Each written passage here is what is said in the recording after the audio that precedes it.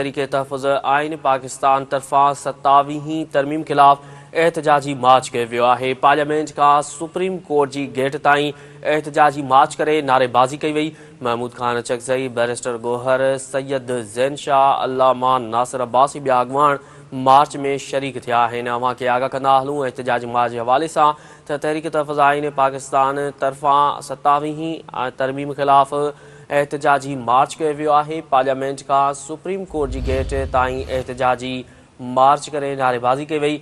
Mahmud Khan चकज़ई, barrister Gohar, Syed ज़ैन शाह, अल्लामा नासिर अब्बास ऐं ॿिया अॻवान मार्च में शरीक थिया आहिनि। इहा अहम ख़बर आहे जेका अव्हां सां शेयर करे रहिया आहियूं त तहरीक तहफ़ुज़ आइन पाकिस्तान तरफ़ां 27वीं तरमीम ख़िलाफ़ एहतजाजी मार्च कयो वियो आहे। पार्लियामेंट खां सुप्रीम कोर्ट जी गेट ताईं एहतजाजी मार्च करे नारेबाज़ी कई वई। महमूद खान चकज़ई, बैरिस्टर गोहर, सैयद ज़ैन शाह, अल्लामा नासिर अब्बास ऐं ॿिया अॻवान मार्च में शरीक थिया आहिनि।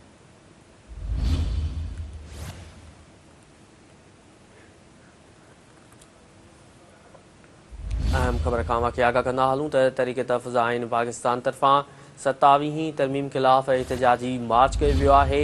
पार्लियामेंट खां सुप्रीम कोर्ट जे गेट ताईं एहतजाजी मार्च करे नारेबाज़ी कई वई। महमूद खान चकज़ई, बैरिस्टर गोहर, सैयद ज़ैन शाह, अल्लामा नासिर अब्बास ऐं ॿिया अॻवान मार्च में शरीक थिया आहिनि।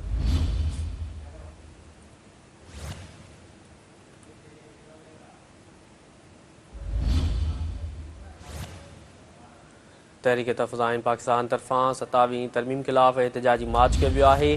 पार्लियामेंट खां सुप्रीम कोर्ट जी गेट ताईं एहतजाजी मार्च करे नारेबाज़ी कई वई। महमूद खान चकज़ई, बैरिस्टर गोहर, सैयद ज़ैन शाह, अल्लामा नासिर अब्बास ऐं ॿिया अॻवान मार्च में शरीक थिया आहिनि।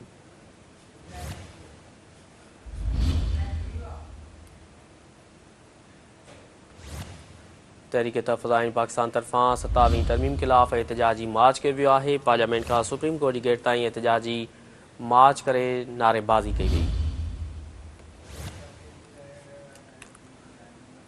महमूद खान चकज़ई, बैरिस्टर गोहर, सैयद ज़ैन शाह, अल्लामा नासिर अब्बास ऐं ॿिया अॻवान मार्च में शरीक थिया आहिनि।